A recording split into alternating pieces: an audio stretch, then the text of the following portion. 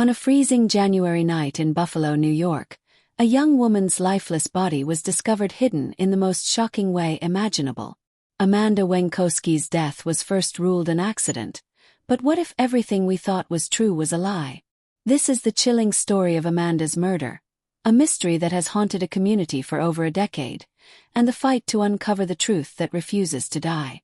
The bitter cold had settled over Buffalo like a thick, suffocating blanket on that January night in 2009. The streets were eerily quiet, save for the occasional crackling of ice underfoot and the distant hum of traffic. Amanda Wienckowski, a 20-year-old bartender and college student, had been out that evening, just like she had many times before. But unlike most nights, this one would mark a haunting chapter in the city's history, a chapter that would remain shrouded in mystery and sorrow for years to come. Amanda was known to her friends and family as a bright, vibrant soul. She was balancing the tough demands of college with a part-time job at a local bar, hoping to build a future far beyond the snowy street she called home. Her laughter was infectious, her smile genuine, and she carried a quiet determination to make her way in the world. But on that fateful night, something went terribly wrong. She was last seen leaving a bar on Buffalo's east side, talking with friends, making plans for the next day. No one suspected that those would be the last moments of her freedom. When Amanda failed to show up for her classes and stopped answering calls, worry began to ripple through her close-knit circle. Her friends described her as responsible and reliable, someone who wouldn't just disappear without a trace. As the hours ticked by, concern grew into fear. The police were called, and a search began. What followed was a discovery so chilling it shook the community to its core. Amanda's naked, frozen body was found stuffed upside down inside a garbage tote in a back alley, a place where few would dare to look. At first, the authorities ruled her death an accidental overdose, attributing the tragedy to drugs or alcohol. The official report described the scene as unfortunate but not suspicious, and many accepted this explanation in silence. But beneath the surface, Amanda's family and friends refused to believe that their loved one had simply lost her life by chance. In the weeks that followed, rumors swirled and whispers of foul play began to surface. A second autopsy revealed bruises around her neck and signs of blunt force trauma that couldn't be ignored. The initial cause of death was called into question, and what had once seemed like a tragic accident now painted a far darker picture. For Amanda's family, this was the beginning of a long, painful fight for justice. They pushed for the case to be reopened, for new investigations, for the truth to come to light. The community rallied behind them, demanding answers and refusing to let Amanda's story fade into the shadows. Yet, even with mounting evidence and growing public pressure, the case remained frustratingly unresolved. Suspects were named: Garner, a convicted rapist and strangler, along with Patterson, alleged to be involved, but convictions were elusive. The legal system seemed tangled, slow, and at times indifferent to the anguish of those left behind.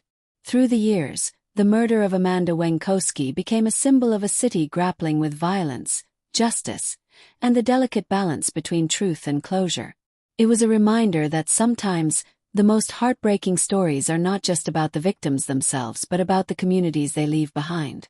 This is the story of Amanda's life, her mysterious death, and the relentless pursuit of answers that continues to this day. A true crime tale that challenges us to look beyond the surface and confront the darkness hiding in plain sight.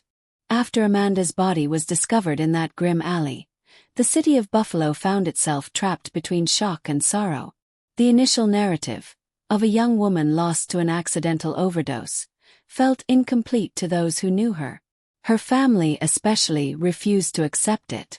They had seen Amanda only days before, full of life and plans, and the thought that she had simply died by her own hand was impossible to reconcile. Amanda's mother, Linda, was devastated. She remembered Amanda's last call home, a casual conversation about her classes and her hopes to transfer to a university far away. "She sounded excited," Linda would later say in interviews, her voice heavy with grief. "I couldn't imagine anything like this happening." As the days passed and the autopsy results emerged, Linda's anguish transformed into fierce determination. She vowed to uncover the truth, no matter how painful. Meanwhile, the police investigation was unfolding, though the early stages were hampered by conflicting evidence and unclear motives. The first autopsy had suggested an overdose, but the second raised alarms. Bruising on Amanda's neck hinted at strangulation, and blunt force trauma pointed to a violent struggle. These findings ignited questions. Was Amanda a victim of foul play? Who could have done this, and why? One name that quickly surfaced was Garner. Garner was already known to law enforcement, with a violent history including convictions for rape and strangulation. His past made him a prime suspect in the eyes of investigators and Amanda's family alike. Yet, proving his involvement in Amanda's murder proved difficult. Without concrete evidence linking him directly to the crime scene, charges could not hold. The complexity of the case was compounded by the presence of Patterson, alleged to be an accomplice. Patterson's exact role remained murky, tangled in rumors and half-truths. Both men denied involvement, and without witnesses willing or able to testify, the case stalled. For Amanda's family, it felt like justice was slipping through their fingers. The community's reaction was profound. Buffalo, like many cities, had its share of crime and hardship, but Amanda's case struck a nerve. Vigils were held, posters plastered on lampposts, and social media campaigns launched to keep her memory alive and demand answers. People from all walks of life expressed solidarity, many sharing their own stories of loss and frustration with a system that often seemed slow to act. Local journalists began digging deeper, uncovering details that raised uncomfortable questions about the original investigation. Some criticized the police for rushing to label the death an overdose without thorough examination. Others pointed out that socioeconomic factors and neighborhood dynamics may have played a role in the case's slow progress, with marginalized communities often feeling overlooked and undervalued in the pursuit of justice. Through all this, Amanda's younger sister, Emily, became a fierce advocate. She spoke at rallies, appeared on local news programs, and tirelessly lobbied officials to reopen the case. Emily's voice carried the raw pain of loss but also an unyielding hope. "My sister deserves the truth," she would say, her eyes shining with determination. "And I won't stop until we find it." The renewed attention eventually led to a cold case unit revisiting the evidence. Advances in forensic technology gave a glimmer of hope. DNA testing methods that were unavailable or undeveloped at the time of Amanda's death were applied to the case materials, raising the possibility of new leads. But even with these tools, the path to resolution was fraught with obstacles. One particularly haunting aspect of the case was the location where Amanda's body was found.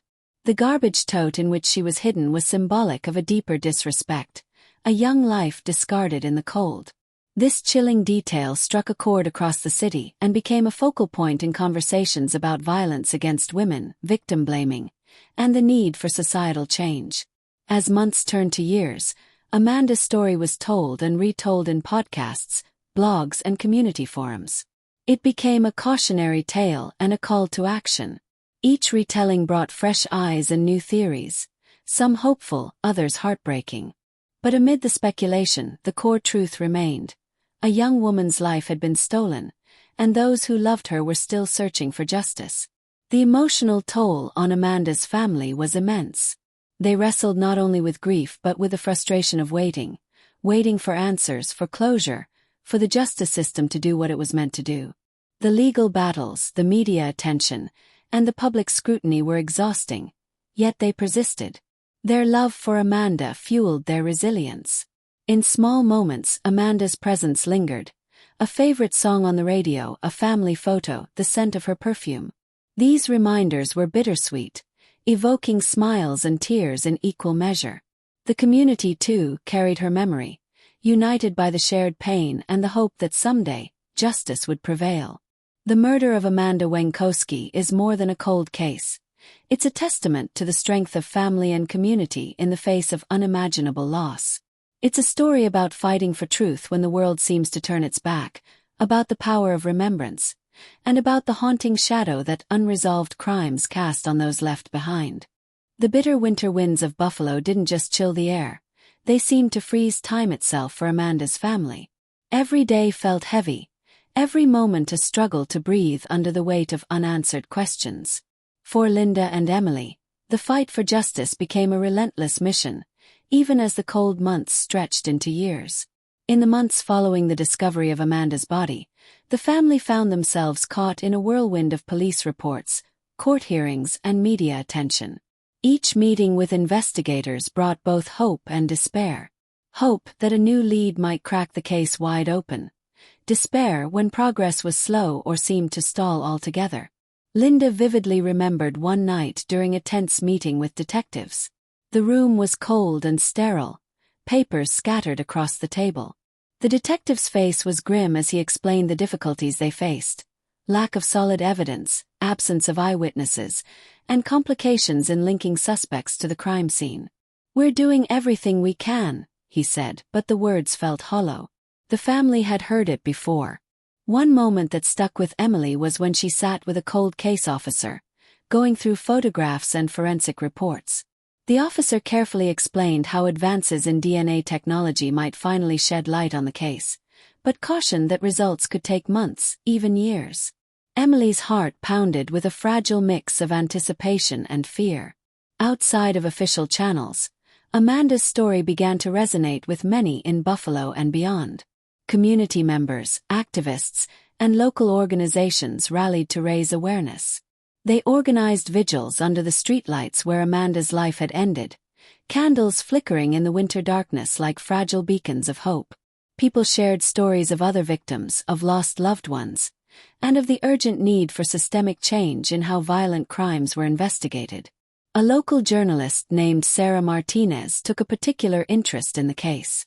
She began producing a series of articles and later a podcast that delved deep into Amanda's life and the mysteries surrounding her death. Sarah spoke with friends, family, neighbors, and experts, weaving together a narrative that was both heart-wrenching and eye-opening. One interview with Amanda's best friend, Rachel, was especially poignant. Rachel described Amanda as someone who lived with her heart on her sleeve, always caring for others despite her own struggles. "She was so full of life," Rachel said, her voice trembling. "And it breaks my heart that it ended like this, so senselessly." The podcast gained traction, drawing listeners who were moved by Amanda's story and angered by the seeming lack of justice. It sparked conversations about the ways victims of violent crime are often overlooked, particularly young women from working-class neighborhoods. Many listeners expressed frustration that the system sometimes failed those who needed it most. Meanwhile, the cold case unit's forensic work began to show promise. Samples taken from the crime scene were reanalyzed with cutting-edge techniques, hoping to identify DNA profiles that might have been missed before. Investigators also revisited witness statements and timelines, trying to piece together fragments of the night Amanda died. But progress was slow and fraught with setbacks. Some evidence had degraded over time, and potential witnesses were hard to track down or unwilling to come forward. Fear of retaliation and mistrust of law enforcement complicated the search for truth.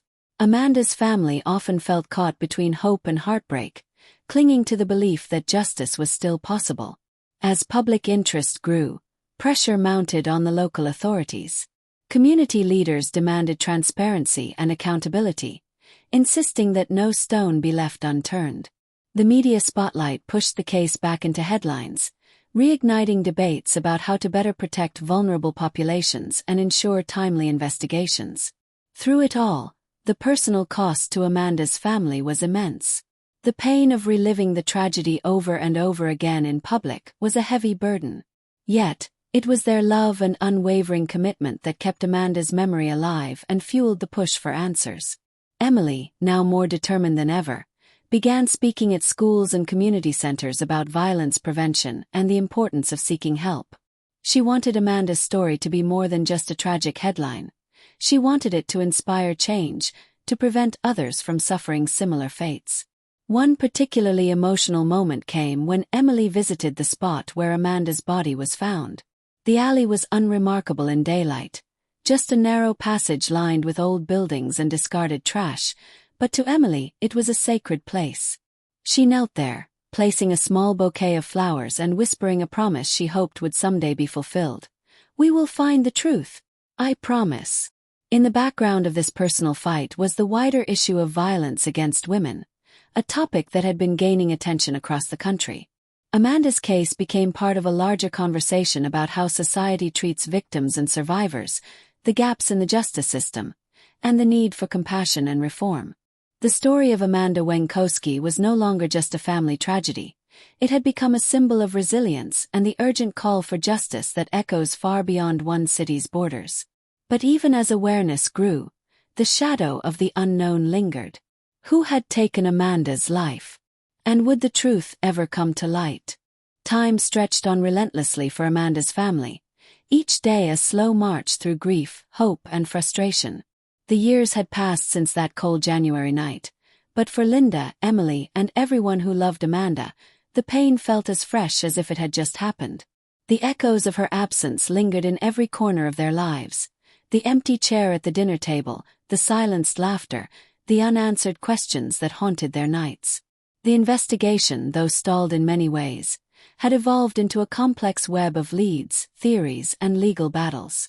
Detective Mark Reynolds, one of the lead investigators on the reopened case, was a man dedicated to justice but weary from the challenges that plagued cold cases like Amanda's. He knew that time worked against them, that memories faded and evidence degraded, but he refused to let the case slip into oblivion. Mark often met with Amanda's family, understanding that for them, this was more than just a case file. It was a living wound. "We're doing everything possible," he assured them during one meeting, though his own doubts were never far beneath the surface. The complexities of the case, the inconsistencies in witness statements, the lack of forensic smoking guns, the tangled pasts of the suspects, made each step forward feel like wading through thick fog. Antoine Garner remained a focal point of suspicion. His criminal history painted a disturbing picture, but the evidence tying him to Amanda's murder was circumstantial at best. Defense attorneys argued that there was no direct proof he was at the scene that night. The legal system's demand for irrefutable evidence left Amanda's family feeling trapped between hope and helplessness. Meanwhile, Adam Patterson's alleged involvement was murky, with conflicting accounts muddying the waters. Some witnesses hinted at his presence around the time of Amanda's disappearance, but nothing concrete ever surfaced. The two men's denials only deepened the mystery, and without cooperation from either, the case seemed locked in stalemate. The emotional toll on Amanda's family intensified as legal proceedings dragged on. Each court appearance reopened fresh wounds, forcing them to relive painful memories under harsh courtroom lights. Yet, their resolve never wavered. Linda found strength in community support groups, drawing comfort from others who had lost loved ones to violence. Emily's advocacy work expanded, connecting with organizations dedicated to supporting victims' families and pushing for legislative reforms. One particularly difficult period came when a key witness suddenly recanted their statement, citing fear of retaliation. This setback cast a shadow over the investigation, revealing the harsh realities that often accompany cases like Amanda's: fear, silence, and the chilling power of intimidation. Detective Reynolds worked tirelessly to protect witnesses and encourage others to come forward, but the challenge was immense. Amidst the legal complexities, Amanda's story inspired a wave of activism. Local artists created murals in her memory, transforming bleak walls into vibrant tributes filled with color and hope. Schools introduced programs focused on violence prevention, teaching young people about respect, consent, and the importance of speaking out. Amanda's name became a rallying cry, a symbol of the urgent need to address systemic issues surrounding violence against women. The media attention never fully faded, with documentaries, podcasts, and news specials revisiting Amanda's case. Each retelling brought new perspectives and renewed public interest. But for Amanda's family, it was a delicate balance, grateful for the awareness, yet weary of their personal tragedy becoming a public spectacle. One winter evening, as snow gently blanketed Buffalo, Emily stood before a crowd gathered at a vigil. She spoke with quiet strength, her voice steady despite the tears glistening in her eyes. "My sister was more than a headline," she said. "She was a daughter, a friend, a future we never got to see. We will keep fighting not just for Amanda, but for every person whose story deserves to be heard." In the midst of this ongoing fight, a breakthrough finally came. Advances in forensic science led to the identification of a DNA profile found at the crime scene. The discovery was tentative but promising, providing a new lead that reinvigorated the investigation. Detective Reynolds and his team worked tirelessly to match the DNA to potential suspects, hoping this would be the key to unlocking the truth. The community held its breath. For Amanda's family, it was a moment filled with cautious hope that the nightmare might finally come to an end, that justice could be served. But they also knew the road ahead would be difficult. The legal battles, the questions, the pain, they were far from over. Amanda Wienckowski's murder had become more than a case. It was a testament to the enduring strength of those left behind, the power of community, and the relentless pursuit of truth in the face of darkness. Her story touched hearts, challenged perceptions, and reminded the world that every life lost to violence carries a weight that cannot be ignored.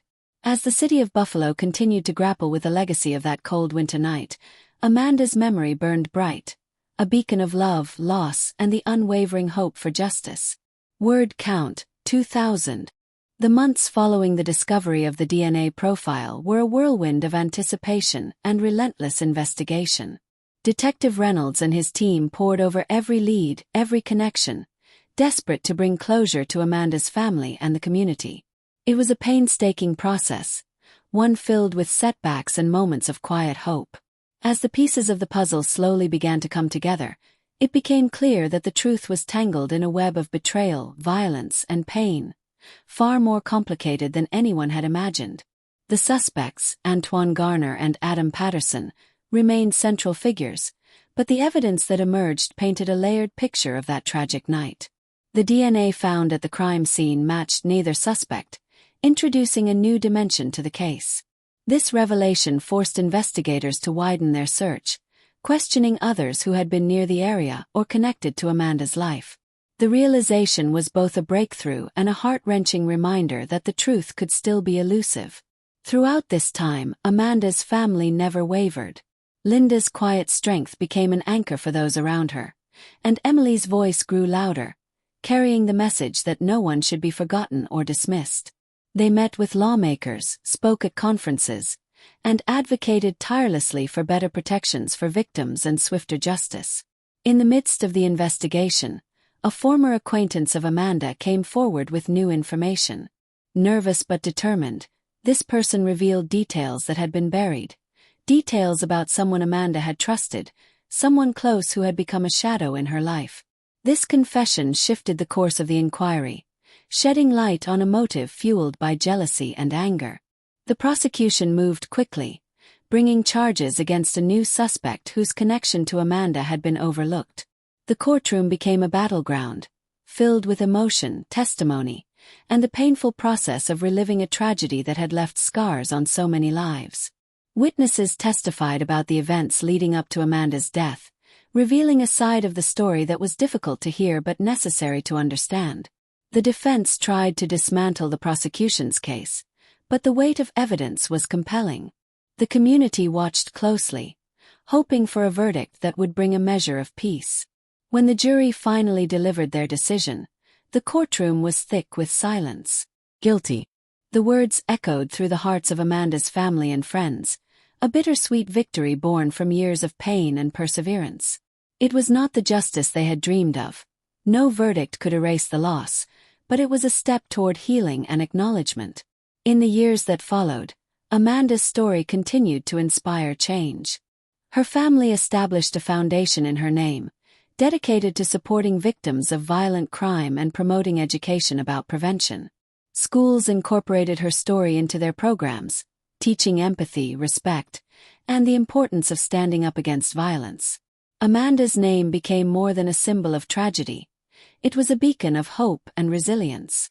The community of Buffalo rallied around her memory, determined that no more lives would be lost to silence and neglect. Linda and Emily often spoke at events, their voices steady with the knowledge that their fight had made a difference. Amanda's life mattered, Linda said in one speech, tears glistening but voice strong. And her story will live on, reminding us all that justice is worth fighting for. Though the pain of loss would never fully fade, the truth brought a measure of peace.